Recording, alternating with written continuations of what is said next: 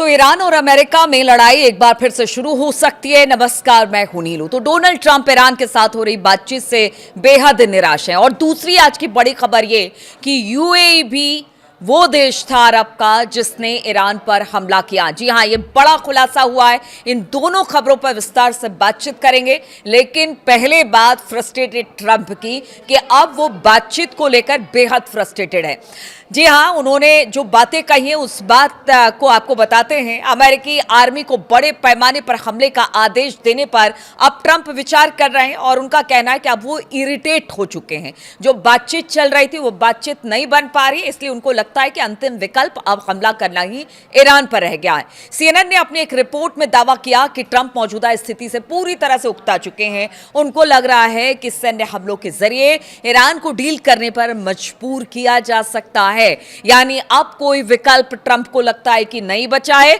बातचीत से time pass हो रहा है, वो इरिटेट हो रहे हैं और ऐसे में वो कह रहे हैं कि अब हमला किया जाए ईरान पर, इसके अलावा कोई विकल्प नहीं है, क्योंकि ईरान है कि वो उनकी मांगे मानने को तैयार नहीं है। अगर कल बगाई की बात की जाए, उन्होंने जिस तरह से बातें कही थी कि हमारी मांगों को मान लीजिए, हमने कोई बेजा बातें नहीं वहां पर रखी हैं, शर्तें नहीं रखी है जिसे अमेरिका नहीं मान सकता है, इसलिए ईरान ने तो नकार दिया है अमेरिका की बातों को। और अब अमेरिका ने कहा है कि ऐसे में हमारे पास और कोई विकल्प नहीं है, तो हमला होगा। अब देखिए, लड़ाई शुरू करने की अब ट्रंप सोच रहे हैं। नेतन्याहू से भी बातचीत उनकी हो चुकी है और बताया जा रहा है कि कभी भी 24 से 48 घंटे में कोई बड़ा हमला ईरान पर हो सकता है। सीएनएन ने बताया कि देखिए, अमेरिकी राष्ट्रपति डोनाल्ड ट्रंप युद्ध खत्म करने के लिए ईरान से बातचीत के तरीके से लगातार निराश हो रहे हैं और अब वो बड़े पैमाने पर सैन्य अभियान शुरू करने वाले हैं और इस पर गंभीरता से विचार हो रहा है। स्ट्रेट ऑफ हॉर्मुज के अगर बात की जाए तो लगातार बंद रहने और ईरानी नेतृत्व के भीतर मतभेदों को लेकर डोनाल्ड अब अधीर हो रहे हैं। ऐसे भी डोनाल्ड ट्रंप अधीर ही है, वो अपनी बातों को लगातार पलटते रहते हैं।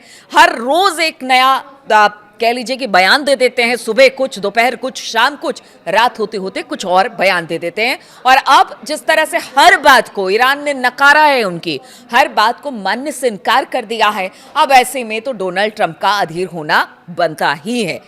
अगर सीएनएन की रिपोर्ट की माने तो कहा यह जा रहा है कि ईरान के साथ चीजों को कैसे आगे बढ़ाना है, इस पर ट्रंप प्रशासन के भीतर भी मतभेद है।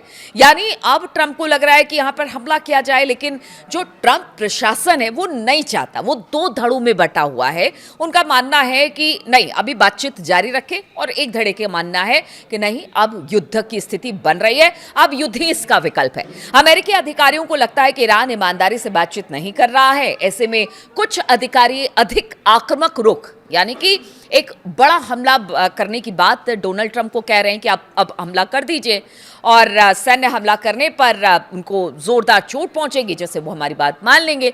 लेकिन कुछ अधिकारी ट्रंप के कह रहे हैं, उनका तर्क है कि कूटनीतिक प्रयास यानी बातचीत, टॉक जारी रखना चाहिए। ईरान के खिलाफ युद्ध में संयुक्त अरब अमीरात, यूएई ने अमेरिका का साथ दिया। दूसरी बड़ी खबर हम आपको बता रहे हैं, ये बड़ी खबर है। देखिए, पीछे ये कहा जा रहा था कि जो यूएई है उस पर आखिर ईरान इतने हमले क्यों कर रहा है। जितने हमले वो इजराइल पर नहीं कर रहा, जितने हमले वो अमेरिका के सैन्य ठिकानों पर नहीं कर रहा, उससे ज्यादा हमले यूएई पर आखिर क्यों ईरान कर रहा है। तो शायद ईरान को पता था कि यूएई वो ऐसा एक देश है जो उसको लगातार टारगेट कर रहा है। अमेरिका और इजराइल की सैन्य मदद कर रहा है। संयुक्त अरब अमीरात ने ईरान पर सैन्य हमले किए, ये तब किया गया है जब ईरान पर अमेरिका और इजराइल के हमले हो रहे थे, और इसी की आड़ में यूएई ने भी हमला कर दिया ईरान पर। हालांकि यूएई ने अभी तक सार्वजनिक रूप से ईरान पर हमले करने की बात को अस्वीकार किया, यानी स्वीकार नहीं किया है। यूएई ने अप्रैल में लवान द्वीप पर ईरान की तेल रिफाइनरी पर भीषण अटैक किया। अमेरिकी अखबार वॉल स्ट्रीट जर्नल ने अपनी एक रिपोर्ट में इस बात का खुलासा किया है। वॉल स्ट्रीट जर्नल ने सोमवार को इस मामले में परिचित अफसरों के हवाले से बताया कि संयुक्त अरब अमीरात ने ईरान पर सैन्य हमले किए। इस रिपोर्ट से यूएई और ईरान के बीच तनाव और ज्यादा बढ़ सकता है। पहले ही आप देखिए कि 500 से ज्यादा हमले ईरान ने किए। शायद ईरान को पता था कि वो उसके साथ रहने की, यानी ईरान के साथ रहने की बात करता है, लेकिन कहीं ना कहीं ईरान के पीठ में छुरा भोंकने का काम कर रहा है। इसलिए हमले लगातार जबरदस्त तरीके से ईरान ने यूएई पर किए। और अब जब रिपोर्ट आ गई है तो बताया जा रहा है कि हो सकता है अब ईरान और यूएई के बीच तल्खी और ज्यादा बढ़ जाए। ये रिपोर्ट ईरान के उन आरोपों को ताकत देती है जिनमें बार बार कहा गया कि यूएई की जमीन का इस्तेमाल उनके खिलाफ हो रहा है। ईरान ने यूएई को इजराइल का प्रॉक्सी कहा है। आप देखिए, बड़ी बात है। ईरान ने अब कह दिया है कि देखिए, अरब मुल्क बाकी तो जो है लेकिन जो यूएई है ना, वो प्रॉक्सी है इजराइल का। और अब ये पूरी तरह से साफ हो गया। अगर रिपोर्ट की बात की जाए तो रिपोर्ट के अनुसार संयुक्त अरब अमीरात यानी यूएई के ईरान पर सैन्य हमलों का खुलासा होने से वो युद्ध में अमेरिका और इजराइल गठबंधन के साथ शामिल होने वाला एकमात्र देश बन गया है। रिपोर्ट में कहा गया है कि उस समय ईरान ने स्वीकार किया था कि किसी अज्ञात दुश्मन ने उसकी जमीन पर हमला किया।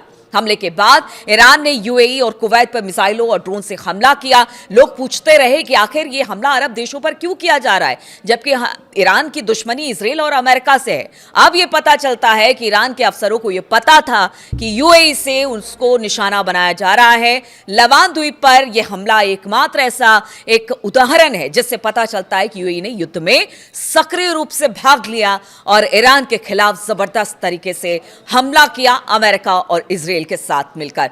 तो अब देखना होगा कि जब ये बड़ा खुलासा यूएई को लेकर हुआ है कि उसने ईरान पर हमला किया, अमेरिका और इजराइल का साथ दिया, ईरान का रुख क्या रहता है। और इधर डोनाल्ड ट्रंप जो बिल्कुल फ्रस्ट्रेट हो चुके हैं, वो कह रहे हैं अब युद्ध ही इसका विकल्प है। लेकिन ईरान कह चुका है हमला करिए, हमले का जवाब भी बड़ा होगा। तो क्या ये जो 2.0 हमला है अमेरिका का ईरान पर या ईरान का अमेरिका पर, यह बड़ा हमला होगा? क्या इसके लिए अब तैयार रहना पड़ेगा? ये बड़ा सवाल है। तमाम अपडेट्स लेकर मैं आती रहूंगी। फिलहाल बहुत बहुत शुक्रिया मेरे साथ इस वीडियो में शामिल होने के लिए।